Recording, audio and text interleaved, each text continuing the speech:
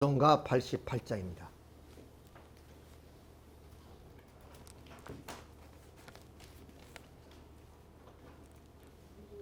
찾으셨으면 같이 찬송하겠습니다.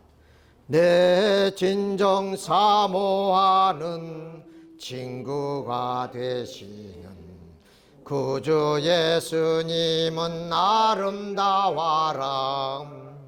산 밑에 백합화요 빛나는 새벽별 주님 영원할 길 아주 없도다. 내 맘이 아플 적에 큰 위로 되시며 나 외로울 때 좋은 친구라. 주는 저 산 밑에 백합 빛나는 새벽별 이 땅 위에 비길 것이 없도다. 내 마음을 다하여서 지새는 허락도 주님 항상 같이 하여 주시고 시험을 당할 때에 악마의 계교를 즉시 물리치사 나를 지키는 온 세상 날 버려도 주 예수 안 버려 끝까지 나를 돌아보시니 주는 저 산 밑에 백합 빛나는 새벽별 이 땅 위에 비길 것이 없도다. 내 마음을 다하여서 주님을 따르면 길이 나를 사랑하리니 멀벌이 두렵지 않고 창검이 겁없네. 주는 높은 산성 내 방패시라. 내 영혼 먹이시는 그 은혜 느리고 나 진히 주를 뵙기 원하는 주는 저 산 밑에 백합 빛나는 새벽별 이 땅 위에 비길 것이 없도다. 아주 오늘은 새해 들어서 첫 성일입니다. 매우 뜻깊은 오늘 주일 예배를 여러분과 함께 새해를 맞이하면서 하나님께 찬양과 영광을 돌리게 된 것을 우리가 크게 기쁘고 행복하게 생각하시기를 바랍니다. 이 장면은 여러분에게 조금씩 알려드린 바는 있습니다만은 한미운동 강화라는 우리 단체가 있습니다. 이것은 이제 전 세계적으로 미국 중심에서 일본, 한국 그 외 많은 나라들이 이렇게 우리가 한미 간의 동맹뿐 아니라 국제 동맹 관계를 통해서 오늘 좌편향돼 가는 이 세계를 우리가 막아야 되겠다 하는 의도에서 우리가 좀 출발을 했습니다. 이미 한미동맹은 6.25 전쟁을 통해서 맺어졌고 또 그로 인해서 우리는 안보를 우리가 튼튼하게 지금까지 지켜나올 수 있었다 하는 것도 모두 한미동맹의 그런 결과라고 우리가 볼 수 있습니다. 그런데 일부에서는 미군 철수라든가 또 한미동맹 해체라든가 등등의 좀 우리의 안보를 위협하는 그런 주장을 하는 사람들도 많이 있기 때문에 여기에 우리 교회가 특별히 이런 운동을 전개해서 국민들에게 각성을 심어주기 위한 것입니다. 우리는 안보가 자연적으로 되는 것으로 생각하고 있습니다. 그러나 우리는 미국이 우리한테 도움받을 것이 뭐 있습니까? 반면에 우리는 미국의 도움 없이는 한시도 우리 안보를 지킬 수가 없는 그런 상황 속에서 이 70년, 80년이 지나다 보니까 아마 우리는 그 미국에 대한 고마움도 잊어버리고 그렇게 사는 것 같습니다. 더 한층 우리는 참 미국이 우리 안보를 지켜주고 있다는 그런 입장에서 우리는 감사하고 이런 운동을 범국민적으로 좀 장려해 나가야 되겠다 하는 말씀드립니다. 예, 이렇게 추운 겨울철에도 매주 토요일마다 이렇게 합니다. 이거 쉬운 일이 아니거든요. 무슨 한 달에 한 번이라든가 그런 것이 아니라, 물론 또 이 한미동맹만 하는 것이 아니라 뭐 정광훈 목사가 하는 그런 운동에도 참여해서, 그럼 뭐 광화문 대회 때는 빠짐없이 이분들이 참여합니다. 이게 다 수도권에 있는 식구들이 참여하는데, 우리는 너무 멀어서, 또 우리 부산에도 이걸 해야 되는데 오늘 우리 식구가 몇몇이 안 되기 때문에 우리 지방에는 활성화가 되지 않았는데, 뭐 대구라든가 뭐 광주라든가 등등 그 지방에도 하는 데가 있습니다. 뭐 소수이지만은. 자, 이런 것을 여러분이 기억하시고, 우리도 단순한 신앙만 하는 것이 아니라 좀 애국 애족의 그런 운동을 활발히 하고 있다, 그런 좀 생각을 가져주시기를 바라겠습니다. 전 말씀드린 것처럼 이제 새해가 밝아서, 그야말로 새해는 우리가 희망찬 새라 그럽니다. 그것은 과거와 다른 그런 하나의 좀 차별화된 그런 하나의 좀 세상이 희망을 꿈꾸고 우리가 좀 새해를 맞이하게 됐죠. 그렇지만은 오늘 국제 정세는 예전과 다를 바 없이 뭐 우크라이나 전쟁이 지속되고 있고, 하마스와의 그런 전쟁이라든가, 심지어는 이제 중동의 그런 그 좀 위험성이 또 높아지고 있는 그런 상황이기도 합니다. 또 민족 간의 많은 갈등과 분열들이 조정되고 있는 이런 현실 속에서 우리는 이제 이런 모든 것을 좀 평화운동으로 전개해 나가야 될 때가 무르익지 않느냐 하는 이야기입니다. 다시 말씀드려서 오늘 종교에서 말하는 말세의 때이기 때문에 선과 악이 교차하고, 또 무엇이 선인지 무엇이 악인지 분별할 수 없는 이런 사상적 혼란 속에서 우리가 살고 있기 때문에, 여기에 우리는 모든 것을 하나님이 섭리사로 바라봐야 됩니다. 인간의 그런 역사를 통해서 인간을 중심한 우리 좀 국제관계라든가 사회를 바라보게 되면 우리의 희망은 없습니다. 그러나 하나님이 섭리사로 봤을 때, 말씀드린 것처럼 지금 이 시대는 말세의 시대이기 때문에 선과 악이 교차되면서 악은 서서히 몰락하게 하고, 결국 선주권이 이제 좀 빛나는 태양처럼 밖에 온 누리를 비치게 될 것이다 하는 그런 우리 좀 생각을 가지고 이 한 해를 우리가 출발한다면, 이 한 해에 좀 많은 우리들이 바람이 이루어지지 않겠냐 하는 생각을 갖습니다. 그래서 오늘 일어나라, 빛을 발하라 하는 주제가 오늘 새해 첫 하나님의 말씀의 주제가 되겠습니다.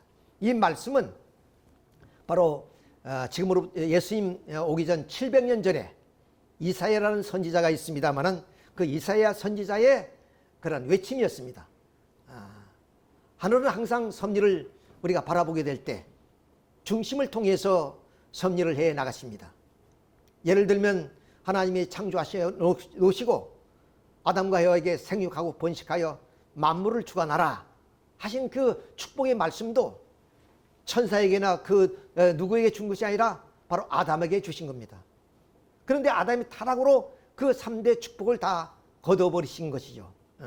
자, 이런 것을 봤을 때 바로 오늘 우리나라를 비롯한 전 세계에 이런 좀 평화의 세계가 실현되는 것은 반드시 이 시대, 이 암울한 시대에 중심을 세워주시게 된다는 거예요. 그 중심을 통해서 평화 사상이 실현되는 것이다 하는 것을 우리가 아셔야 됩니다. 우리 민족에는 오랫동안 수건이 있었습니다. 그것이 말하면 잘 살아보자 하는 운동이죠.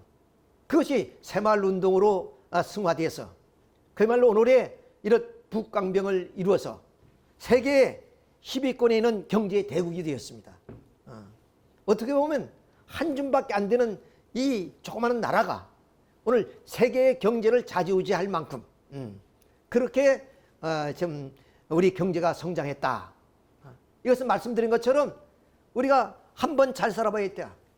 우리 민족은 5천 년 동안 한 번도 좀 기지를 펴고 살아본 적이 없습니다. 늘 외침에 시달렸고 또 가난에 시달려온 이런 백성이죠. 마침 이 건물들은 이 부산의 아마 그 중앙동에서 또 그 중심을 중심해서 피난 시절에 지었던 그런 집인 것 같아요. 근데 어떻게 보면은 무슨 예술 작품 같아요. 그렇잖아요. 근데 우리 인간들이 우리 좀 선조들이 살았던 그런 면면들이에요. 이렇게 헐벗고 굶주렸단 말이에요. 자, 이런 하나의 나라에서 어떻게 오늘 이 부강한 나라를 만들 수 있느냐? 그것도 무슨 100년, 200년, 1000년을 이런 역사를 두고 한 것이 아니라 단 뭐는 반세기 정도에. 이건 기적 같은 얘기입니다. 이 얘기는 뭐냐? 바로 하나님의 섭리는 뭐 창조하실 때도 아담이라는 중심을 통해서 축복을 내려주셨고, 앞으로 이제 말씀을 드리겠습니다만은 그렇게 반드시 중심을 통해서 합니다. 그래, 이 나라가 국민이 잘 살겠다는 의지는 있다 할지라도 천운을 당겨올 수 있는 중심이 있어야 되는 겁니다. 그런 중심 인물로서 우리 존경하는 참 부모님이 이 땅에 오셨기 때문에 그 참 부모님의 그런 천운을 타고 오늘 이 나라가 이렇게 부강한 나라가 됐다 하는 것을 우리가 먼저 알아야 됩니다.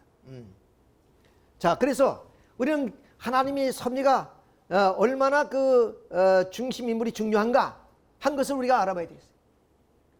하나님은 이 땅 위에 메시아를 보내시는데 그 메시아를 보내기 위해서 먼저 그 기대를 조성하는 섭리를 아브라함으로부터 부르셨습니다.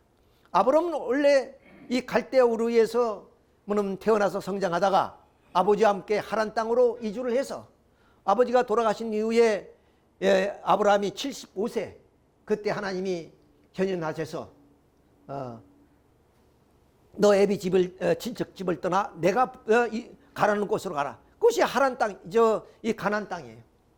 이렇게 해서 너를 축복하는 자 축복할 것이요 너를 저주하는 자 저주할 것이며 너 이름을 창대케 할 것이라 그랬습니다. 이것이 모두가 물론 세계 인류의 축복을 이 아브라함을 통해서 주시고자 한다는 것을 우리가 여기서 알 수 있습니다. 자, 그리고 하나님은 이제 아브라함의 그런 아들 이삭이죠. 100세까지 자식이 없었습니다. 근데 100세에 난 그런 그 이삭을 하나님께서 오늘 이제 좀 상정은 이제 실패로 말미암아 이렇게 좀 모리아 산상에 가서 좀 100세에 난 자식을 바쳐야 되는 그런 입장이었어요. 그때 아브라함은 이렇게 좀 하나님이 세우신 중심 인물답게 아낌없이 100세는 독자 이삭이라도 하나님이 원하신다면 이렇게 좀 들려고 마음을 먹고 칼을 잡았던 거예요. 그때 이제 천사가 나타나서 아브라함아 그 칼을 멈추라 이런 말씀을 하시는 것이죠. 자, 이같이 하나님은 아브라함과 이삭 결국 개체는 다르지만 뜻을 중심하고 이렇게 아브라함의 믿음 못지않게 그 아들 이삭도 그런 믿음을 가짐으로 서로가 하나가 되었기 때문에 하나님은 이 아브라함을 통해서 축복해 주시는 겁니다. 그 내용이 바로 창세기 15장 1절 이후에 여호와의 말씀이 환상 중에 아브라함에게 임하여 이르시되 아브라함아 두려워하지 말라 나는 내 방패요 너의 지극히 큰 상급이라. 아브라함이 이르되 주 여호와여 무엇을 내게 주시려 하나이까. 나는 자식이 없사오니 나의 상속자는 다메섹 사람 엘리에셀이 나이다. 자식이 100세까지 없었던 거예요. 그런데 하나님이 뭔가 나에게 너는 나의 방패요 큰 상급이라 하는데 내 자식도 없는데 그러니 그 말씀이에요. 그냥 아브라함이 또 이르되 주께서 내게 씨를 주지 아니하였으니 내 집에 길린 자가 내 상속자가 될 것이니이다 했더니 여호와 말씀이 그에게 임하여 이르시되 그 사람이 내 상속자가 아니라 내 몸에서 날 자가 내 상속, 그것이 이삭이에요. 100세 난 되리라 하시고 그를 이끌고 밖으로 나가 이르시되 하늘에 있는 무뼈를 보라. 셀 수 있나? 너희 후손이 모래알처럼 번창할 것이다. 이렇게 하나님께서는 아담이 타락으로 3대 축복을 거두신 그것을 이제 이 땅 위에 예수님을 보내서 그 축복을 이루시기 위해서 먼저 그럼 그 기대를 세운 것이 하나님이 아브라함의 사건이었고, 그리고 이삭 헌재 사건이었다 하는 것을 알 수 있습니다.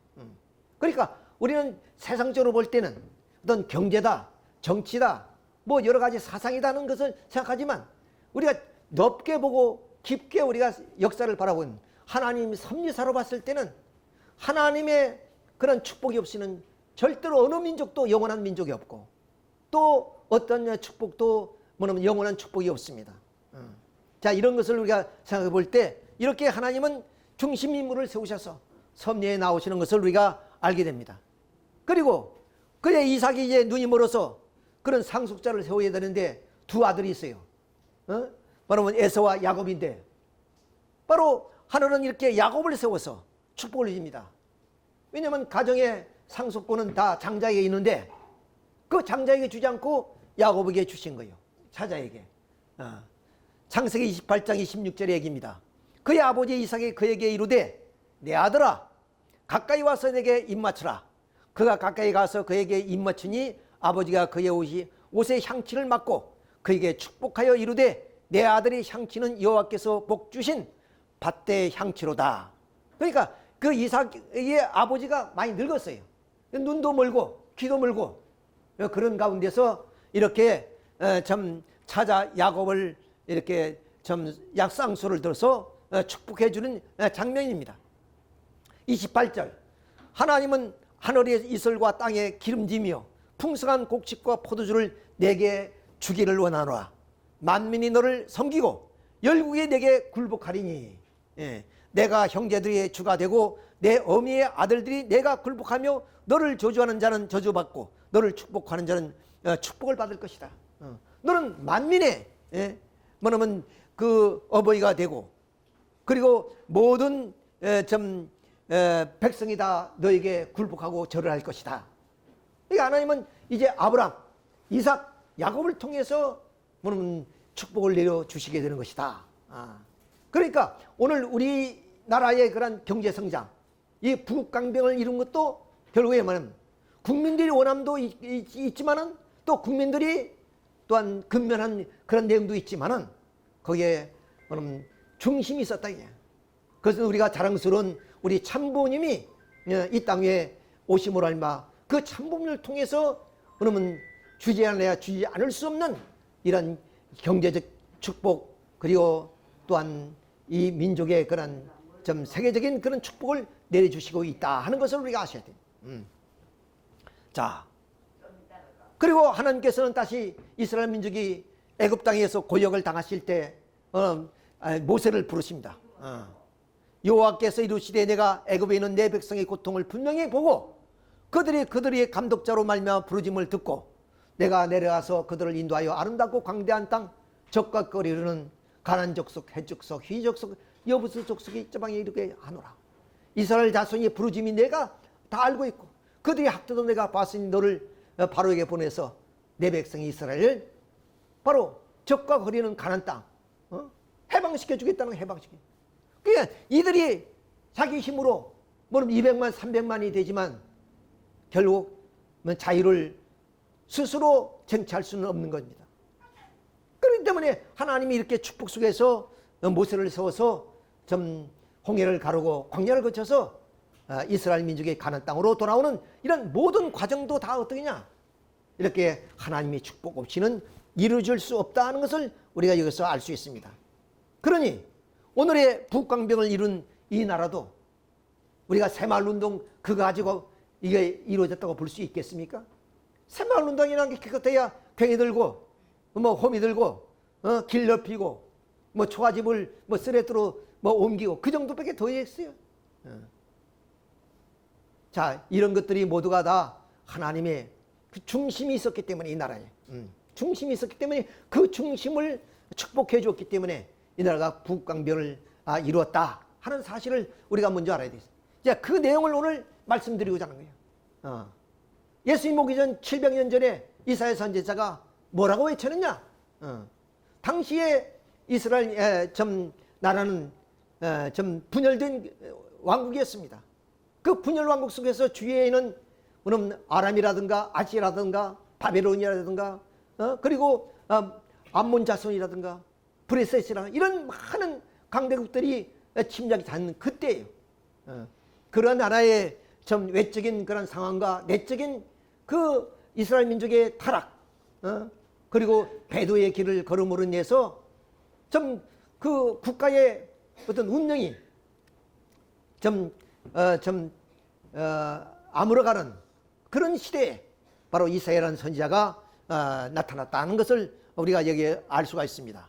자, 그래서 이 제목의 말씀처럼 일어나라, 좀 빛을 발하라 하는 이 말씀은 바로 그 시대만 적용된 것이 아니라 오늘의 이 시대에도 필요하다는 거예요. 왜? 말씀드린 것처럼 국제장세는 지금으로 참 한치 앞을 내다볼 수 없는 그런 상황 속에 있고, 국내도 정치적인 많은 그런 불안 요소들이 있고, 또 사회적으로 또한 윤리적으로 타락돼가는 이 상황 속에서 누군가가 일어나서 누군가가 하나님의 빛을 발해야 될 그런 때가 아니냐.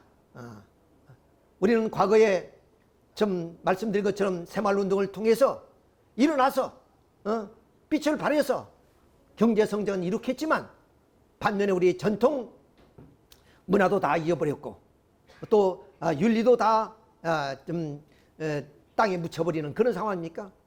그러니까 외적으로는 북광병을 이루고 좀 잘 사는 것 같지만 내적으로는 그야말로 좀 윤리도 없고 도덕도 없고 타락하는 그런 사회, 이 사회에서 누군가가 일어나서 이 새해에는 그야말로 우리 가정의 평화, 우리 사회의 그런 질서와 평화를 이뤄나가는 그런 하나의 목소리가 있어야 되겠다 하는 그런 말씀입니다. 자, 그래서 이 예수님 오기 전 700년 전의 상황을 우리가 바라본다면 이분이 이사야라는 선지자입니다. 자, 이사야 60장 1절의 내용입니다. 예루살렘아 일어나라, 빛을 비추라. 마침내 구원의 빛이 내게 비추었고 주의 영광이 내 위에 떨어졌다. 보라, 어둠이 온 땅을 덮고 있는 캄캄한 어둠이 온 세상 만민을 덮고 있다. 지금과 다를 바가 없지요. 물론 이때도 해가 없고 달이 없어서 온 땅을 캄캄하게 뒤덮고 있겠습니까? 그것은 우리의 사회적인 그런 불안, 또 윤리와 도덕의 타락, 이런 것을 의미하는 거겠죠. 자, 보라, 어둠이 온 땅을 덮고 있고 캄캄한 어둠이 온 세상 만민을 덮고 있다. 그럴지라도 오직 내 위로는 주의 빛이 찬란히 떠오르고 주의 영광이 너를 환히 비추고 있으니 세상의 나라들이 환히 비추는 내 빛을 보고 내게로 몰려오겠고 세상의 왕들이 찬란히 떠오르는 내 왕치를 보고 내게로 몰려올 것이다. 그러니까 이스라엘 민족이 이런 위로부터 주시는 하나님의 그런 은총을 받고 하나님의 뜻대로 살아간다면 뭇백성들이 바로 예루살렘으로 모이게 될 것이다. 예루살렘아 이제 눈을 들어 사방을 들어와라. 모두 모아서 내게로 몰려오고 있다. 내 아들들이 멀리서 오고 있고 내 딸들이 팔에 안겨 내게로 오고 있다. 그날의 그 광경을 바라보는 내 얼굴에 기쁨이 겨워 환히 빛나겠고 내 가슴은 환희에 벅찬 터질 듯 고동칠 것이다. 또 그날에는 민족이 풍부한 재물이나 바다 건너 내게로만 밀려들겠고 문나라들이 많은 재물 또한 내게로 흘러 들어올 것이다. 일찍이 참 아버님께서는 좀 누구도 알지 못하는 그런 그 어려운 피난 시절에 저 범내골 좀 정상에 올라가서 좀 부산 항구를 바라보면서 이 항구를 통해서 수많은 조공을 실은 배들이 좀 몰려올 것이다는 당시로서는 우리가 이해할 수 없고 또 상상할 수 없는 그런 이야기를 한 것을 우리는 잘 듣고 알고 있습니다. 그것처럼 오늘 이 예루살렘에 이런 뭇 백성들이 그 풍부한 재물이나 또 좀 금은보화들을 갖고 이렇게 들어오시게 된다 하는 것을 지금 말씀하고 있어요. 이 시대가 어떤 시대냐? 말씀드린 것처럼 암울한 시대예요. 주위에는 아람이라든가 아시라든가 그리고 블레셋이라든가 이런 많은 강대국들이 늘 호시탐탐 바라보는 그런 시대에 또 내적으로는 배도의 길을 통해서 하나님을 저버리고 우상을 섬기고 그야말로 사회가 혼란한 그런 시대에 이사야 선지자는 이런 말씀하시는 거예요. 그러니까 그때 사람들이 이것을 이해할 수 있겠냐 이게요. 자, 이러면 아까 말씀드렸던 다시스에서, 이 다시스라면 저 이베리아 반도에 있는 그런 스페인의 그런 항구 도시입니다. 거기에서도 이렇게 금부화를 싣고 다 올 것이다. 자, 뒤엎을 것이고 미단의 에바의 젊은 낙타들도 내게로 몰려와서 내 온 땅 가운데 채울 것이다.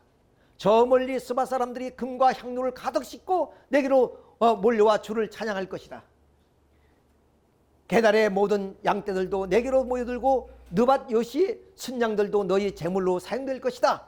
그것들이 내 번제단 위에서 내게 바쳐지며, 그러니까 제물은 어디서 오느냐? 느밧 요시란 곳에서 그 순양들이 제물로 바쳐지게 될 것이다.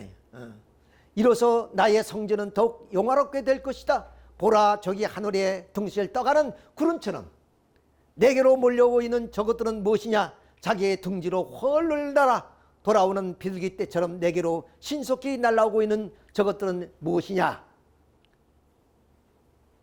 길에 차서 나를 바라본다. 오라, 저것들은 하얀 돛을 달고 시온을 향해 재빠르게 향하고 있다. 시온이라는 것은 바로 그 예루살렘을 의미하는 거죠.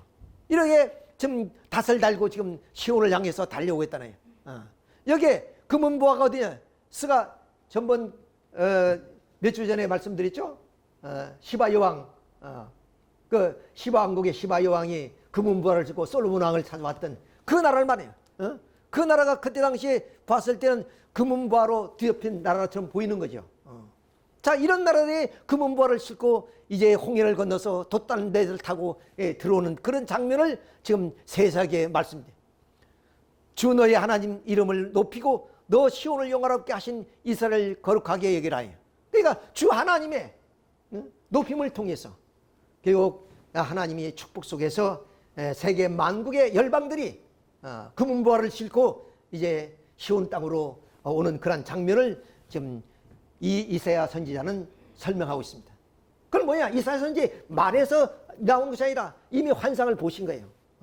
장차 이 땅에 주가 오실 때는 그런 예루살렘 시온 땅이 될 것이다. 그러니까 희망을 가지라는 거예요. 꿈을 가지라는 거죠.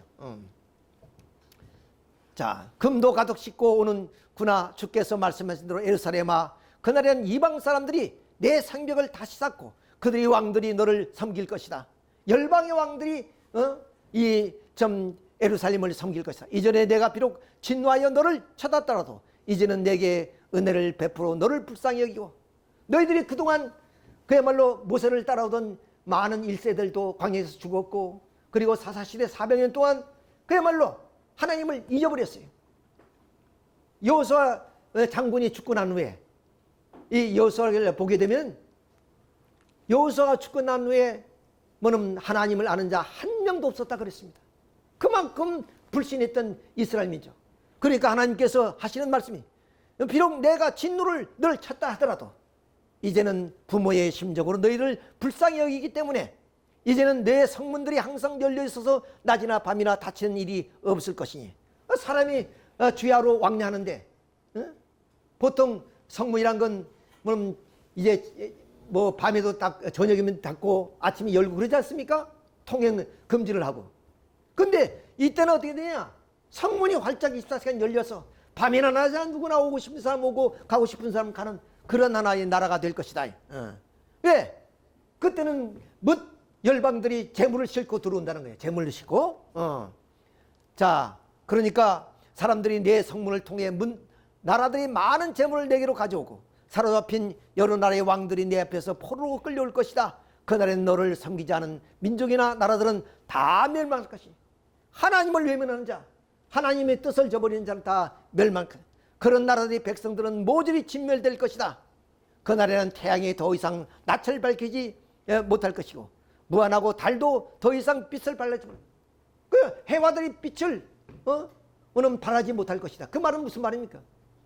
바로 거꾸로 말하면 그럼 어둠이 짙게 가린다는 말이 아니라 바로 이 주님이 이 땅에 오셔서 그 주님의 그 은혜와 사랑이 충만해서 태양에 저 비치는 햇빛보다 밤에 저 달빛이 비치는 그 달빛보다 더 온화하고 더 어느면 사랑스러운 그런 주의 은혜가 넘치는 그런 시대가 올 것이다.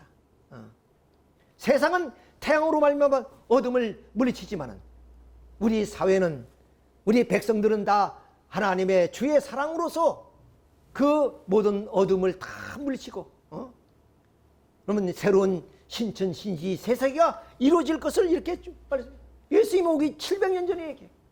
그 말은 뭐냐면 예수님이 오실 때 그런 일들이 벌어질까요? 그러니 지금은 암울하다고 생각하지만 희망과 꿈을 놓지 않고 살아간다면 반드시 그런 날이 멀지 않았다 하는 것을 지금 강조하고 계신 거예요. 자, 그렇지만 항상 선지자라는 것은 그 사회를 비판하고 사회를 개혁해 나가야 되기 때문에 많은 사람은 또 비난과 조롱을 받습니다. 밝은 빛이 되지 못할 것이다. 내 주께서 너의 영원한 빛이 되고 내 하나님께서 너의 빛나는 영광이 될 것이기 때문에다. 그날에는 내 태양은 다시는 지는 일이 없을 것이고 내 달도 더 이상 기우는 일이 없을 것이다. 내 있어서 낮이나 밤이나 다치는 일이 없을 것이니 사람들이 내 성문을 통해 뭇사람 나라들이 많은 재물을 내게로 가지고 있고 사로잡힌 여러 나라 왕들이 내 앞에서 포로를 끌려올 것이다.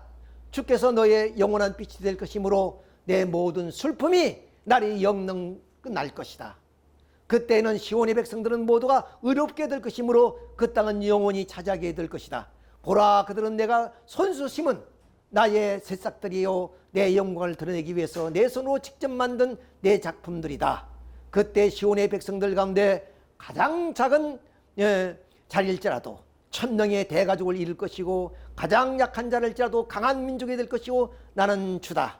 때가 되면 내게 지체하지 않고 이 모든 일을 신속하게 이루겠다. 얼마나 꿈 같은 얘기예요. 꿈 같은 얘기. 지금은 그런 강대국의 뒷사이에서 그야말로 사회는 부패하고 타락하고 이런 환경이 있지만 너희들이 일어나서 빛을 발한다면 바로 이러한 세상이 지금 기다리고 있다 하는 것을 말씀드려요. 자, 그래서 시편의 한 내용을 또한 인용해 봤습니다. 시편 1편 3절에 그는 시냇가에 심은 나무가 철을 따라 열매를 맺으며 그 잎사귀가 마르지 아니함과 같이 그가 하는 모든 일이 다 형통할 것이다. 참 이렇게 우리는 선지자를 통해서 당시의 그 암울한 시대에 그런 희망을 심어나갔던 것을 우리가 알게 됩니다. 자, 그러면 그런 시대가 어떤 시대인 것을 이제 사진으로 정확하게 여러분들에게 이제 말씀을 드리도록 하겠습니다. 자, 이스라엘 민족의 가장 영광스러운 시대가 어떤 시대냐? 통일왕국 시대입니다. 이 시대가 다 합쳐서 120년밖에 안 돼요. 사울왕 40년, 다윗왕 40년, 솔로몬왕 40년. 120년인데 그런 초기니까 그 초기에는 그 나라를 세우는데 어려움이 많지 않겠어요. 그래서 20년을 지하더라도 가장 전 북강병을 이루고 풍요로운 그런 하나의 좀 나라를 이룰 때가 바로 한 100년 정도 밖에 안 돼요. 그 외에는 모두가 다 고난을 위한 역사를 가진 민족입니다. 어쩌면 우리 민족보다 더 처절한 역사를 가진 민족이 이스라엘 민족이에요. 자, 이런 그 북강변을 이루었던 이 나라가 결국 솔로몬 왕의 타락으로 말미암아 그 아들을 통해서 분열됩니다. 이것이 바로 남조 유대 그리고 북조 이스라엘 역사입니다. 역대 왕이고 역대 왕입니다. 이때 바로 이 남주 유대의 선지자로서 부름받은 사람이 바로 이사야라는 선지자입니다. 그분은 좀 여기서 오담, 아하스, 히스기야, 므낫세에 의해서 죽습니다. 므낫세에 의해서 어떻게 죽느냐? 톱으로 잘려서 죽어요. 어떻게 톱으로 잘려 죽느냐면은 아까 말씀드렸죠. 항상 그 선지자라는 것은 그 시대에 좀 아픔을 치유하기 위해서 비판하고 또한 대안을 제시하고 그리고 꾸짖는 그런 일을 하지 않어요? 그러니까 그 기득권 있는 사람들이 좋아할 리가 없어요. 늘 미운 거예요. 그래서 비판하면서 하니까 좀 이사야 선지자가 도망가다가 큰 고목이 있는데 고목 속에 뭐냐면 이 구멍이 하나 생겼어요. 그 속에 쏙 들어갔어. 이건 성경에는 없고 뭐 그 외에 경서에 있는 얘기입니다만은 그러니까 거기서 금방 이 구멍이 메워졌어요. 다시 말하면 이사야 선지자가 그 구멍 속에 들어 숨었더니 거기에 이제 뭐냐면 그 싹이 나서 뭐냐면 그 구멍을 다 메꿔졌단 말이에요. 이게 잡으러 오다가 분명히 이놈이 이사야가 이 속에 있는 줄 아는데 뭐냐면 구멍난 구멍이 다 메워져 버렸으니까 못 찾는다. 왕에게 얘기했더니 그 나무를 통째로 잘라오라는 게 통째로. 통째로 잘라가서 중간에다 톱으로 잘랐다. 그래 톱으로 죽었다. 그 얘기예요. 성경에는 없어요. 그러나 탈무드론가 이런 데 있는 말씀입니다. 자, 이 4대 왕을 모셨던 분이 바로 이사야라는 선지자입니다. 자, 근데 여기에 이제 우리가 역사를 보게 되면 잠시 이 선지자의 출현을 우리가 여기서 참고로 이해를 시키기 위해서 말씀을 드리겠습니다. 자, 이스라엘 민족이 아브라함이 상징의 실패 때문에 후손이 400년 애굽에서 고역살이 했죠. 이때 이제 모세가 나와서 이스라엘 민족을 이끌고 가나안 땅에 들어와서 이 가나안 사사시대, 이 시대는 아까 말씀드렸지 여호수아 장군이 죽은 이후에 하나님을 아는 자 한 명도 없다 그랬습니다. 그런 만큼 이렇게 좀 이방의 신을 섬기고 또 가나안 7족의 문화 속에 동화되어 가지고 살았던 그런 시대예요. 이 시대에 이 사람들이 하나님께 간구했던 내용이 뭐냐? 우리에게도 왕을 주십시오. 그래서 바로 이 통일왕국 시대가 오게 됩니다. 이 통일왕국 시대 사울왕을 지나서 다윗 왕 때 이렇게 북강병을 이룬 겁니다. 아주 강력한 국가. 이런 국가를 이루는데 솔로몬이 타락해버려요. 솔로몬 왕이. 그래서 하나님은 솔로몬에게 너는 나의 윤리를 지키지 아니하면 말마 이 나라를 너의 신복에게 넘기겠다. 그러나 너의 애비 다윗을 생각해서 한 지파를 남기겠다. 그리고 너 당대가 아니고 다음 세대에 그렇게 될 것이다. 이런 말씀이에요. 그래서 이 나라가 이렇게 분열이 돼요. 다음 세대에. 그래서 그의 아들 르호보암과 그리고 그 신복인 여로보암을 중심으로 해서 이렇게 남북조가 생긴 거예요. 남북조. 그래서 그 솔로몬 왕의 그런 아들 르호보암을 중심한 남주시대 그리고 여로보암을 중심으로 한 10지파 북조 이스라엘로 이렇게 나눠지네. 이러니까 이 나라가 지금 주변에 아까 말씀드린 아람도 있고 아시라도 있고 그리고 암몬족도 있고 브레스도 있고 이렇게 강대한 나라들이 늘 침략에 시달리는 이럴 때 이런 북강변을 이뤘던 나라가 이렇게 분열이 되면서도 많은 어려움을 받는 거예요. 그러니까 외적으로는 침략이 다져지고 내적으로는 우상을 섬기고 타락하고 이런 사회 속에서 하나님은 이 민족을 구원하기 위해서 이렇게 선지자를 보낸 거예요. 이것이 성서에 나오는 4대 선지 12소선지예요. 이때 나오는 거 이때 전부 다. 왜 그러냐? 사회가 이렇게 혼란된 사회. 그러니까 오늘의 우리 사회를 우리가 뒤돌아보면 그렇습니다. 물론 평화가 이루어지는 그 시대에는 선지자가 필요 없어요. 왜? 뭐냐면 다 착한 그런 군왕들이 나와서 정치를 잘하고 백성들이 순종함으로 알마 그 나라가 북광변을 이루는데 무슨 선지자가 필요했어요? 선지자란 것은 항상 그 나라가 암울한 시대, 그런 희망도 꿈도 없는 그런 시대, 민초들이 그야말로 좀 운명처럼 살아가던 그런 시대에 나타나는 거예요. 그런 시대가 이 시대였단 말이에요. 이 시대. 그러니까 이렇게 북강병을 일으킨 이 시대에는 선지자가 없습니다. 왜? 선지자가 필요 없어요. 왜? 다윗 왕이 정치를 잘하고 그러는데. 자, 그때 최초의 선지자가 바로 미가 이사야입니다. 그러니까 미가라는 사람하고 이사야라는 사람이 동시대 선지자예요. 자, 그리고 북쪽에는 뭐냐? 여기에 다 남쪽에 있는 선지자인데 요나, 아모스, 호세아가 가서 이 북쪽에 우상을 섬기고 그리고 타락한 백성들을 구원하기 위해서 뭐냐면 이 선지자들이 외쳤던 그런 인물들이 바로 이런 분들입니다. 자, 미가는 어떤 사람이냐? 바로 서민을 향해서 그야말로 좀 선지자 좀 사명을 다했고, 이사야는 기득권층 그리고 또한 그 사회의 지배층 이런 사람들을 상대로 해서 왜? 이 이사야는 왕족에 해당되는 사람이거든요. 왕족에 해당되는 사람이기 때문에 그야말로 그 사회의 지도층을 향해서 이렇게 외쳤던 분이 바로 이사야라는 선지자의 그런 얘기입니다. 아까 말씀드렸죠? 바로 이렇게 이 아시라가 제국이 이제 큰 제국이 돼서 북쪽 이스라엘 멸망시키고 그런 시대입니다. 그러니까 얼마나 암울한 시대, 좀 희망도 꿈도 가질 수 없는 그런 시대에 이렇게 하나님은 그들에게 꿈과 희망을 심어주는 그 이사야의 그런 예언을 우리가 읽어봤습니다만 그런 이제 선지자를 보낸 거죠. 자, 이 선지자에 대한 내용을 우리가 좀 더 깊게 일을 좀 해보도록 하겠습니다. 자, 이 지도를 보죠. 이것이 아시라입니다. 이 아시라 대제국이 돼요. 그럼 여기 보면 뭐냐면 이것은 남조유대, 요거는 북조 이스라엘, 요게 파란 거죠. 이렇게 조그마한 나라예요. 근데 여기서 뭐냐면 아람이 있고, 그리고 또 여기에 블레셋이 있고, 그리고 그 밑에는 애굽이, 여기는 애굽이죠.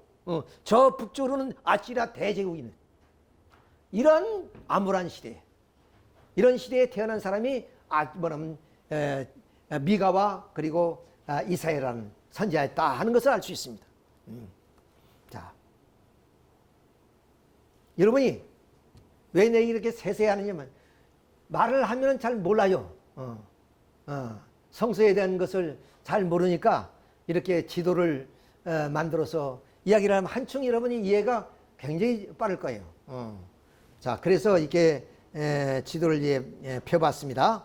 자, 이렇게 해서 이 이사야는 어떤 분이야?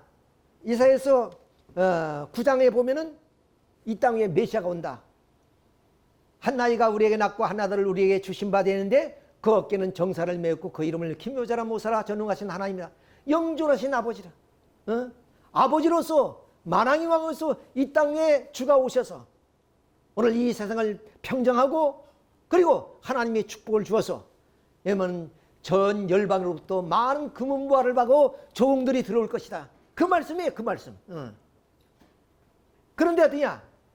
53장에 가면 또 반대로 그 주님이 어떤 주님이냐? 그런 아버지로서 뭐냐면 그 만왕의 왕으로서 이 땅에 오신 그 주님이 이스라엘 민족의 불신으로 말미암아 십자가를 지게 되는 그런 형국을 설명하고 있습니다.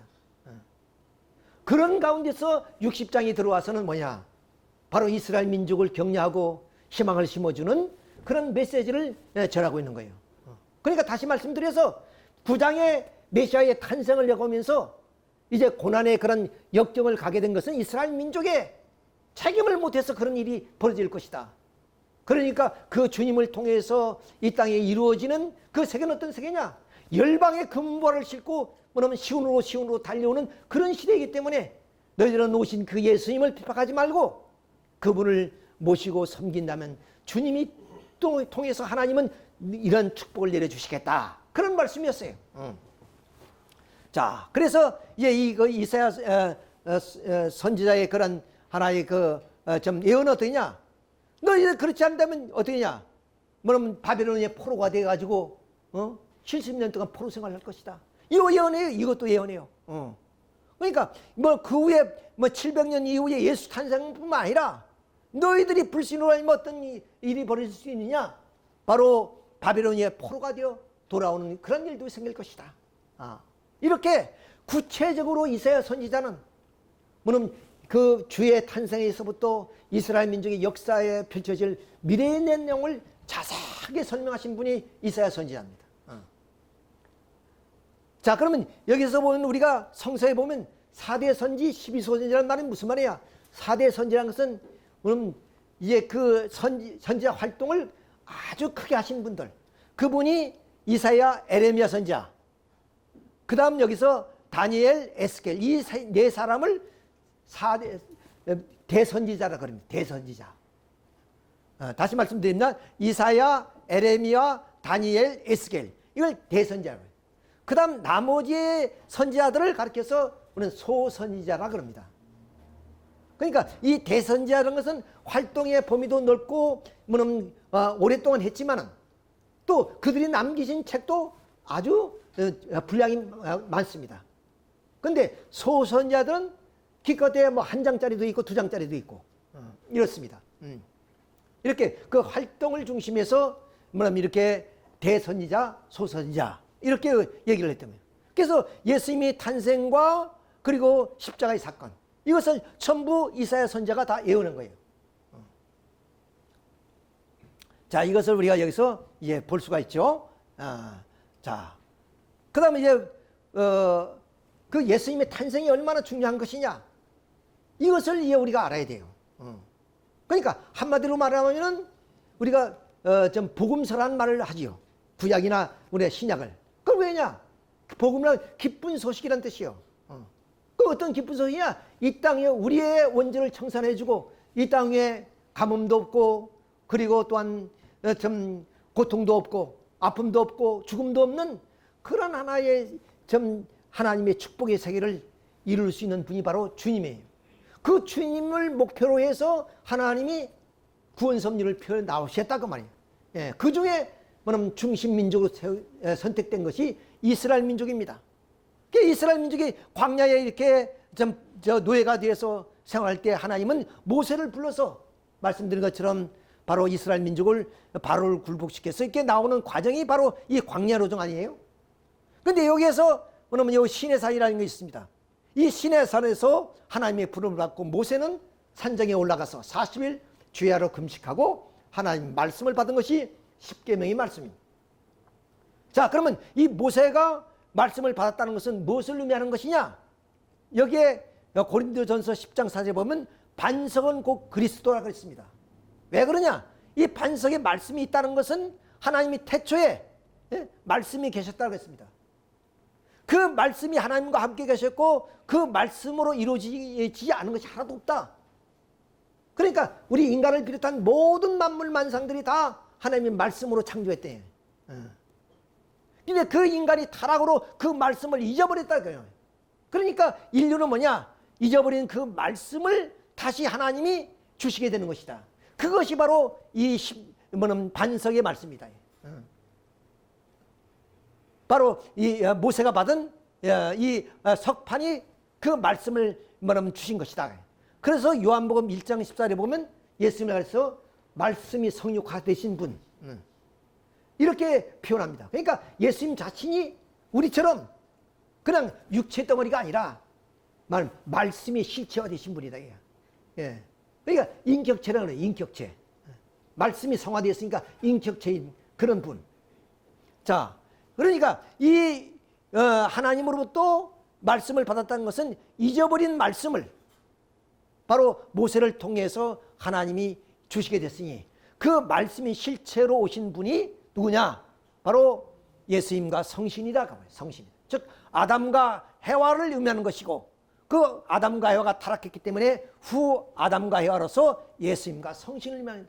그러니 모세가 뭐냐면 석판을 받았다는 것은 뭐냐?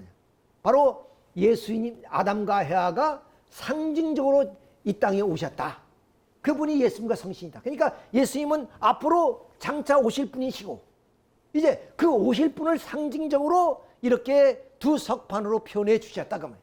예, 그것을 바로 이게 언약궤에다가 이렇게 안치를 합니다. 여기다 두 석판을 이렇게 안치해 놨죠. 요것을 뭐냐면 이제 이 법궤를 안치한 곳이 어디냐? 이것이 천막궤 성막입니다. 요 천막 안에 이것을 모시고 있어요. 그래서 여기를 지성소 그리고 이 밖에를 성소라 그럽니다. 그러니 이것을 다시 표현하면 이것은 예수님의 영과 예수님의 육 그리고 하늘과 땅 무형세계와 유형세계 이런 의미를 가지고 있어요. 그러니까 교회 성전이라는 것은 그냥 건물 덩어리 하나 딱 있고 의자에 있고 성탁에 있어서 목사님이 얘기하는 그런 의미가 아니에요. 그 성전 하나가 세워졌다는 것은 뭐냐? 그것은 하늘과 땅을 대신한 그런 것을 의미하는 거예요. 그냥 하나님의 축복이 뭐를 통해서? 교회를 통해서. 그러니까 목사님이 축도를 통해서 뭐는 형제들에게 우리 성도들에게 축복해 주는 이유가 거기에 있어요. 그러니까 이렇게 성전이란 것은 이것은 뭐는 광야로정이기 때문에 고정 건물을 지을 수 없어서 이렇게 천막 교회를 지었단 말이에요. 그래서 성막이라 그런 거예요.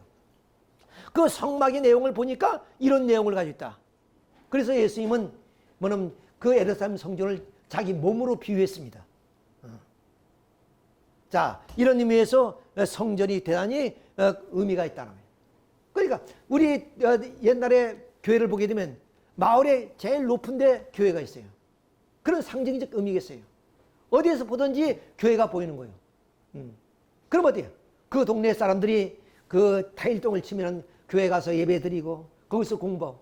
그래서 우리나라가 아마 개화 당시에 어느 정도 했냐면 문명률이 뭐는 80% 정도 됐어요. 그러니까 고관대작의 자녀들만 글을 읽을 줄 알았지 일반 평민들은 까막눈이었어요. 그런데 교회를 통해서 찬송가를 부르고 성경을 읽다 보니까 한국을 깨우치게 돼요. 이런 계몽운동이 벌어진 거예요. 그것은 무엇이냐? 물론 교회 가면 떡 주고 밥 주는 그것이 아니라 바로 우리의 그 마음을 밝히시는 빛, 하나님의 그런 말씀의 빛을 우리가 주시는 것이다. 그래서 교회는 항상 언덕교회에 있는 것이 그런 의미를 가지고 있다 하는 것을 우리가 자, 그런데 이런 천막교회가 이제는 광야여정을 끝나서 사사시대에 지었는데 사사시대 사람들이 말씀드린 것처럼 하나님을 아는 사람이 하나도 없었어. 그래서 통일왕국 시대에 들어와서 솔로몬 왕이 성전 건축을 한 거예요. 하나님의 집으로, 하나님의 영광으로. 이렇게 해서 솔로몬 왕이 하나님께 영광을 돌려드리는 이러한 장면을 우리가 보게 됩니다. 자, 그래서 이제 그 성전의 의미가 뭐냐? 자, 성막 지어놓고 그 다음 성전을 지었으니까 그 다음 왜? 실제 성전이 되신 예수님이 이 땅에 오십니다. 주님이. 그래서 이사야의 9장 6절의 얘기입니다. 한나이가 우리에게 낳고 한나들을 우리에게 주신 바 되는데 그 어깨는 정사를 맺고 그 이름을 기노자라 모서라 전능하신 하나님이라 영존하신 아버지라 평강의 왕이라 할 것이라. 그러니까 다시 말씀드린 이스라엘 민족을 이끌고 광야로 가나안 땅에 와서 뭘 하고자 하느냐? 뭐 천막교회에서 이제는 그 석판을 모시다가 그다음 솔로몬 때 성전을 건축해서 물론 거기서 예배를 드린 건 뭐냐? 실제 성전된 주님을 맞이하기 위한 것이다. 그래서 주님이 바로 2000년 전에 오신 거예요. 그런 과정 속에서 어느 날 갑자기 구름 타고 주님이 오시는 것이 아니라 이러한 주님의 강림의 그런 준비 과정을 거친 것이 이스라엘 민족의 역사였습니다. 자, 그러면 그 시대의 배경이 뭐냐? 아, 예수님이 덜렁 혼자 오면은 그거 할 수 있겠어요? 우리는 파워라는 말을 하죠. 힘이 있어야 돼요. 예를 들어서 오늘의 무슨 정부도 힘이 없으면 탄핵한다 늘 하잖아요. 탄핵해버리면 그 정권이 무너져. 왜 탄핵돼요? 힘이 없으니까. 그렇지 않아요? 그러니까 어떤 정권도 권력도 힘이 있어야 돼요. 그러면 예수님은 하늘에서 이 땅에 하나님의 왕권을 가지고 온 것이다. 근데 내가 왕이다. 누가 알아주겠어요? 누가? 그러니까 예수님이 빌라도 법정에 끌려가서 빌라도가 묻습니다. 내가 왕이냐? 그랬더니 예수님이 하신 말씀이 너의 말대로 내가 왕이다. 그러나 이 나라의 지금 왕이 아니다. 하늘의 왕이다. 하늘의 왕. 왜? 만약에 내가 이 나라의 왕이라면 내 권력을 가졌더라면 내 부하들이 너한테 지금 십자가에 못 박혀 줄 만큼 그렇게 하겠느냐? 그 말씀이에요. 그러니까 예수님이 십자가에 돌아가신 이유는 뭐예요? 힘이 없었어. 파워가 없었어. 그러면 예수님이 이 땅에 와서 예를 들어서 이스라엘 민족이 다 믿었다 합시다. 그러면 이스라엘 민족만 구원하러 오신 것이 아니에요. 하나님이. 인류를 구원하기 위해 온 것이에요. 그러면 어느 하시오래 이스라엘을 구원하시겠어요? 이스라엘 민족? 그들은 이미 모세의 율법에 뭐냐면 갇혀가지고 율법밖에 몰라요. 세상을 생각 안 씁니다. 그냥 우리가 뭐 어떤 교회 교인들하고 얘기해 보면 오직 성서, 성경 위의 책은 다 인학, 말도 잘 붙여서 인학이라고 인간이 쓴 책이다. 아, 성서 어떻게 보면 인간이 썼지. 그렇게 치부해요. 그러니까 세상의 이야기 이건 가치 없는 것으로 얘기해 버려요. 그것처럼 그도 율법주의에 매몰돼 가지고 그 율법주의에 의해서 그때 당시에 세상을 치리하던 그런 사상이 뭡니까? 헬라 사상이란 말이야. 헬라의 인본주의. 그 인본주의가 세계를 다 덮고 있을 때예요. 그러나 뭐냐면 그리스의 알렉산더가 그야말로 동방으로 정복해가지고 헬레니즘 문화를 뭐냐면 세상에 다 전파한 거 아니에요? 그때 세상이란 게 로마를 뭐냐면 알렉산더를 중심해서 뭐냐면 인도까지 중동과 그리고 유럽 그것밖에 세상이 아니었어요. 그때 인본주의가 판을 치는 그런 시대였어요. 그런 시대에 조그마한 유대 민족이 예수 믿고 그래 세계를 어떻게 정복해 나갈 수 있어요. 그러니까 하나님이 박스 로마나를 만든 거예요. 박스 로마나. 예수님은 바로 이스라엘 민족부터 환영을 받고 예루살렘 유대를 넘어서 바로 로마로 들어가서 로마를 굴복시키면 당시의 세계는 로마이니까 로마가 뭐냐면 세계화되는 그리스도화되는 그런 하나의 뭐냐면 준비를 해놓으시. 이게 박스 로마는 이때 예수님이 뭐냐면 탄생하셔서 이제 뭐냐면 로마로 들어가야 되는데 결국 유대 민족이 불신으로 로마에 들어가지 못한 채 예수님은 십자가를 지고 돌아가시게 돼요. 자, 그러니까 이제 우리 그 환경을 봅시다. 자, 이게 뭐냐면 여기 보입니까? 이렇게 예루살렘을 중심해서 여기를 중심해서 하나님은 이 땅에 주님을 보셔서 이 타락한 세계를 다 구원하시려 했단 말이야. 그러니까 어떻게 해요? 예수님을 중심한 그런 시온을 중심해서 축복을 내리시는 것이요. 그것이 이사야 선지자의 그런 예언이에요. 열방의 구문 보화를 싣고 시온으로 다 돌려올 것이다 이게야. 한때는 너희들이 잘못으로 내가 너희들을 심판했지만 이제는 어미의 마음으로 어머니의 마음으로 다 너희들을 품어서 만국의 백성들을 다 구원해 줄 것이다. 그런 거 아니세요? 그 누구 때문에? 예수님 때문에. 예수님이 중심이 돼서 이스라엘 민족이 왔기 때문에. 그러니까 축복을 해 주신 거예요. 그래서 바로 박스 로마라는 로마가 형성되었다 하는 사실입니다. 근데 예수님이 죽어버렸잖아요. 그러니까 하나님이 섭리는 다시 어디로 가서 이제는 이 개혁의 깃발을 올린 청교도들을 중심해서 그들을 신대륙 사람이 살지 않은 그런 깨끗하고 그리고 성결한 그런 나라, 물론 인디언들이 있었지만 자연과 더불어 사는 사람들 아니에요. 그런 곳으로 인도해서 여기에서 이제는 재림 주님을 이 땅에 보내기 위한 점리 준비를 했던 거예요. 지금까지 하나님은 예수님을 보내기 위해서 그냥 구약의 섭리를 펼쳐 나왔는데 예수님이 돌아가심으로 아니마 이제는 재림의 역사를 하기 위해서 이렇게 청교도를 바로 메이플라워를 타고 17세기에 이 미국에 와서 미국을 건국했다. 그래서 미국은 하늘이 세운 나라가 됐단 말이에요. 이것은 마침 20세기의 로마와 같은 나라단 말이에요. 마침 예수님 당시에 이 로마를 통해서 하나님 세계 구원을 이루려 하는 것처럼 이 땅 위에 재림주님이 오실 때 바로 팍스 아메리카나 이 미국을 중심해서 하나님은 준비해 나오셨던 그런 선입니다. 그러니까 미국이 축복받는 거예요. 왜? 거기에 중심이 뭐냐? 좀 다시 오시는 재림 주님을 중심했기 때문에 이 미국이 축복받는 것이다. 자, 그래가지고 청교도 후손들이 이 한반도로 들어와서 이 나라에 축복이 오게 된 거예요. 우리는 뭐 잘 살아보세요 하는 그런 나라의 새마을운동 때문에 잘 살았다 하지만 천만의 말씀이다. 물론 그런 국민의 그런 하나의 노력, 국민의 그런 바람이 있기 때문에 이루어지긴 했지만 거기에 천운이 오는 거예요. 우리가 가운이라든가 구군이라든가 이런 것들을 얘기하잖아요. 그 집안에 특출한 사람이 있으면 그 사람을 통해서 가운이 빛나는 거 아니에요. 마찬가지로 국가에서도 그런 좀 훌륭한 인물을 통해서 구군이 오는 것입니다. 세계의 운세가 바로 이런 재림주님을 통해서 이 땅 위에 그런 천운이 오게 되는 것이다.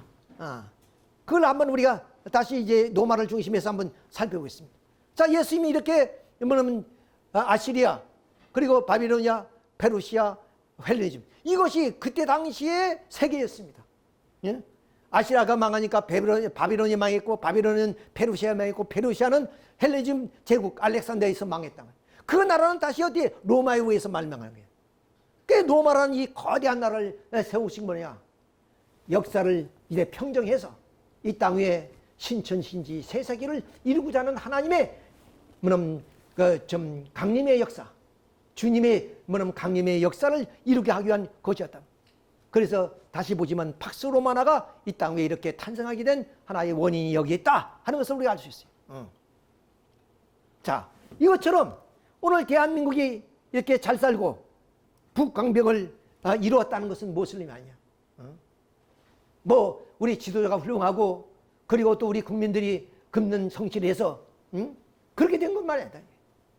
그런 인간의 조그마한 물론 책임도 있지만은 전체적인 것은 뭐냐?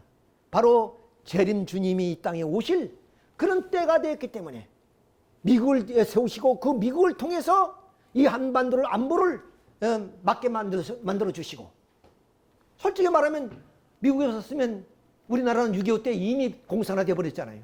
그걸 누가 막았어요? 우리 국군이 막았고 유엔군이 막았다고 하지만 그 배후에는 하나님이 공산주의와 사탄과 대결해서 승리한 장면이었단 말이에요. 그러니까 트루먼 대통령도 당시에 아니 그 파병을 생각하지도 못했던 그것인데 한반도에 지금 3.8선이 무너졌습니다 하니까 즉각 일어나서 뭐는 유엔을 소집하라. 그래가지고 뭐는 파병을 결정한 거 아닙니까? 다 그 사람들이 크리스찬이란 말이에요.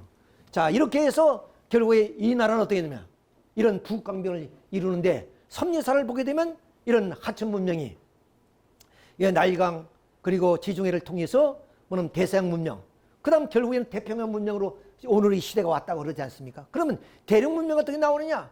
그것은 말하면 반도에서 로마, 이제 대륙 문명은 에집트라든가 메소포타미아 지역을 중심한 대륙 문명이죠.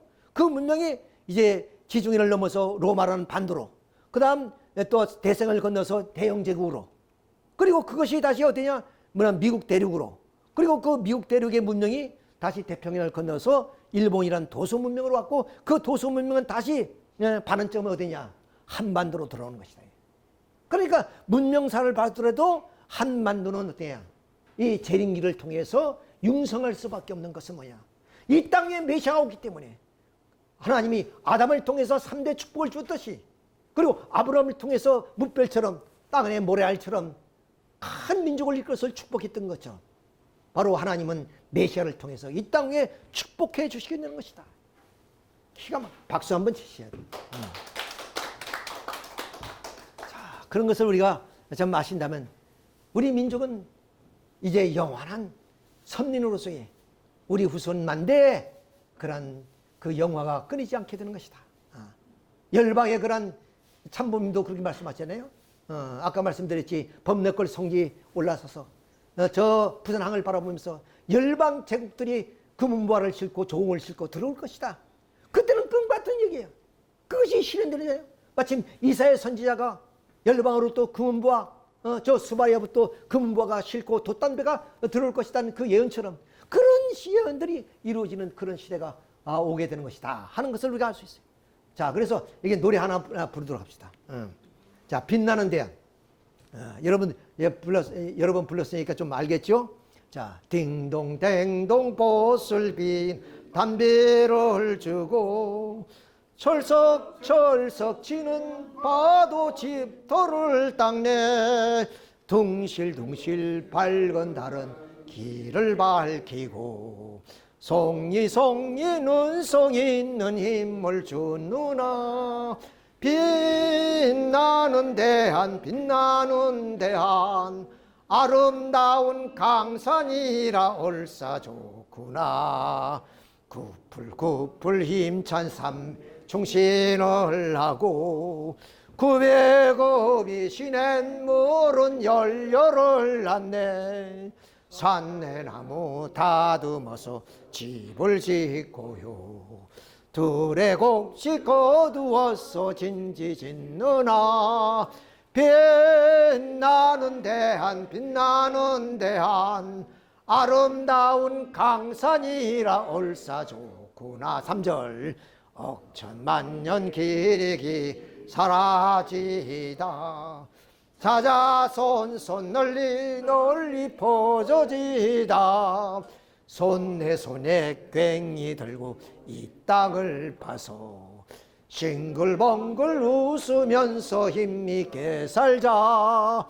빛나는 대한 빛나는 대한 아름다운 강산이라 얼싸 좋구나 얼씨고 좋구나.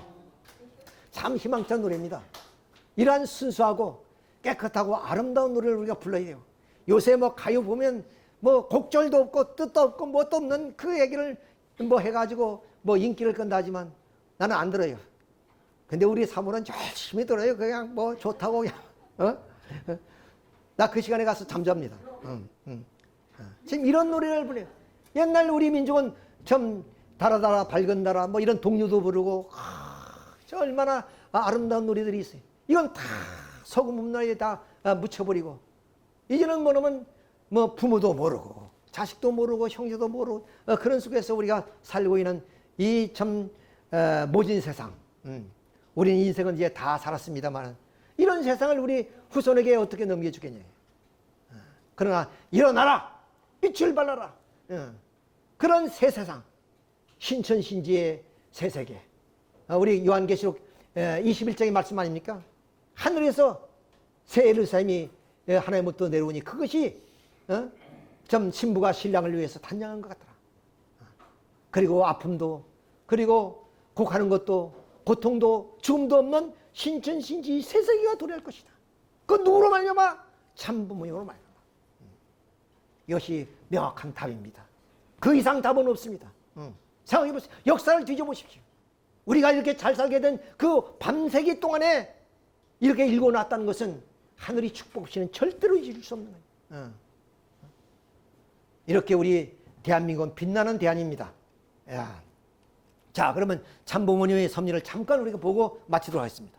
이렇게 토담집에서 여기서 원리를 쓴 거예요. 지금 세계의 젊은이들이 환호하는 그런 원리가 여기서 출발됐단 말이에요. 비가 내리는 그런 그 속에서 한 줄 한 줄 적어 내려간 1년의 동안에 걸친 그런 원고를 정리하시고 바로 발표해서 서울에다가 세계 기독교 통일 신령협회 세계 기독교 통일 그 본부가 어디냐? 이렇게 좀 새빵 2칸짜리 새빵에서 시작됐다 그 말입니다. 그런데 누가 이것을 보고 오겠어요? 그래서 박마리아가 왔다는 거 아니에요? 너는 윤영 우리 음대 교수였던 양윤영 선생님이 박마리아 당시에 좀 부통령이었던 이기병 부인 아니에요? 나는 새도 권세로 떨어뜨린다는 그런 권세를 가진 사람을 뭐는 잘나는 사이가 데려온 거예요. 그 선생님이 말씀에 좀 박마리아 여사를 데려오겠습니다 하니까 지금은 때가 아니다. 근데 그냥 어느 날 너무 심정이 폭파해서 데려온 거예요. 데려와서 이제 말씀을 듣고 가면서 하는 말이 세계 통일도 좋고 평화도 좋지만은 집이라 좀 졸바로 하고 가라고. 그런 말씀하고 피잔 주고 갔는데 그러니까 선생님이 양윤 교수님한테 뭔 말씀이냐. 그래도 그런 분을 맞이하면 내가 모욕도 하고 이발도 좀 하고 양복도 어디에서 빌어 입고 그렇게 했을 것인데 그게 급하게 했냐고 그렇게 말씀하셨다는 얘기 듣는다. 기가 막힌 곳에 여기에 그때 세도를 누렸던 그런 정치가의 부인이 왔다는 거 생각해보세요. 여기에 그것이 되겠냐고요. 그러나 심정이 좋았던 그런 이대 교수들, 양윤영 교수를 중심으로 해서 김영훈 선교사님, 신학대학 교수, 그리고 뭐 여러 교수님들이 여기 왔죠. 여화여대 학생들 수십 명이 여기 와서 말씀을 듣고 감동해가지고 눈물을 통하고 그래서 14명이 학교에서 퇴학시킨 가운데서 학교를 택할 것이냐 교회를 택하겠다. 그래서 5명의 교사가 강제 퇴직되고 그리고 14명의 학생이 퇴학당했어요. 불과 2-3개월 졸업을 앞두고 그런 순환의 역사가 있어요. 그런 아픔이 역사가 있다. 그런 아픔 속에서 오늘 이 나라가 경제건설을 위해서 북강병을 이뤘다는 얘기예요. 자, 이것이 바로 아까 토담집에서 지은 말씀 아니에요? 이 말씀이 이제는 세계로 번져서 세계의 젊은이들을 열광케 하십니다. 마침 19세기에 그러면 그 공산주의가 그 사상이 뭐냐면 자본론이라든가 막스의 그 유물사상, 유물사관 이런 사상들이 수많은 젊은이들에게 뭐냐면 열광을 시킨 거예요. 그래서 많은 일본의 유학자들이, 유학 간 학생들이, 지주의 아들들이 다 공산화돼 가지고, 그래서 이 나라에 뭐냐면 좌우익이 생기게 됐다. 이걸 봐. 그런데 여러분, 이렇게 참 원리 말씀이 탄생해서 세계를 영광케 하고 있다는 사실을 우리가 아셔야 됩니다. 자, 이 아버님이 이렇게 좀 사진이 좀 희미하긴 합니다만, 이렇게 해서 산에서 철야 기도를 하고 정성을 들이면서 통곡하면서 이 부산 앞바다를 보면서 앞으로 금은보화를 실은 수많은 조공을 실은 배들이 이 바다를 메울 것이다. 오늘 그러잖아요. 수많은 연락선이, 수많은 무역선이 지금 들어와서 이것도 좁아가지고 어디에요? 저 진해 쪽에 뭐냐면 새로운 신부들을 만들어지요. 거기도 너무 넘치고 있잖아요. 문물이 지금 새 들어온 거예요. 그러니까 불과 50년 전에 참아버님께서 하신 말씀이 그것이 사실로 지금 팩트로 나타났단 말이야. 이걸 누가 부정할 수 있겠냐? 이걸 누가 부정할 수 있겠냐? 자, 당시에 뭐냐면 이 부산항구가 이렇습니다. 그나마 뭐냐면 전쟁을 통해서 이렇게 무역선이 좀 왔다 갔다 하는 거예요, 지금. 원래는 이런 곳 아닙니까? 허벌판에 이렇게 돛담배가 다니는 그런 곳이야. 자, 그런 곳에서 오늘 이렇게 좀 세계의 그런 무역 항구로서 좀 점유하고 있잖아요. 세계 무역선들이 다 여기 와서 뭐냐면 짐을 싣고 내리고 그러면서 또 세계를 향해 가는 거예요. 앞으로 통일이 되면 바로 이 부산항에서부터 출발한 좀 KTX는 어디냐? 평양을 거치고 만주를 거쳐서 신의주를 거쳐서 저 유럽으로 달 그날이 멀지 않았다. 왜? 하늘이 있고 이 땅 위에 3대 왕권이 지금 있단 말이야. 참아버님 말씀이 요지가요. 하나님을 가장 잘 아는 챔피언, 인간을 잘 아는 챔피언. 이 8대 챔피언이 이 말씀은 누구도 할 수 없는 거예요. 이 말씀에 대해서 누가 반박할 수 있는 사람이 누가 있어요? 어떤 신학자도 어떤 철학자도 여기에 대해서 태클을 걸 사람은 아무도 없습니다. 그러니까 세계의 젊은이들이 이 말씀을 두고 열광하는 거 아니겠어요? 세계의 젊은이들이 한국 땅에 와서 축복 결혼하겠다는 그런 세상이 벌어지고 있다는 거예요. 그거 있을 수 있는 얘기예요. 공산주의는 바로 젊은이들에게 피를 끓게 해가지고 바로 총과 칼을 통해서 세계를 점령했지만 참 부모님은 참 사랑을 통해서 축복 결혼을 통해서 세계를 점령하는 거 아니에요? 이 기가 막힌 사실을 우리가 왜 깊게 이해를 못하냐.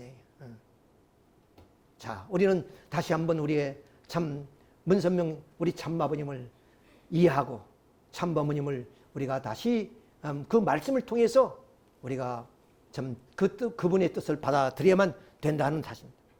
천만다행으로 참 독생녀의 반란으로 말미암아 이 왕권 하나님이 예수 아버님이 생사를 걸어놓고 그 세운 하나님의 왕권이 흔들리는 그런 위기가 있었어요.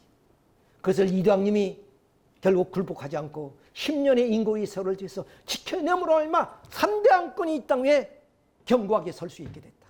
이때는 어떠한 얼음 폭풍과 불어도 어떠한 지진이 벌어나도 이제는 그것이 움직일 수 없는 철음성 같은 그런 완벽한 왕권이 이 땅 위에서 만세대로 정통 일개로 내려갈 수 있는 그런 시대에 왔기 때문에 말씀드린 것처럼 애국하는 것도 애통하는 것도 또한 곡하는 것도 그리고 사망도 없는 신천신지 새세기가 이 3대 왕권을 통해서 이루어지게 된다는 사실을 여러분들은 가슴속에 새기면서 참 희망과 꿈을 싣고 새해를 열심히 출발해 주시기를 바라면서 오늘 말씀을 마치도록 하겠습니다.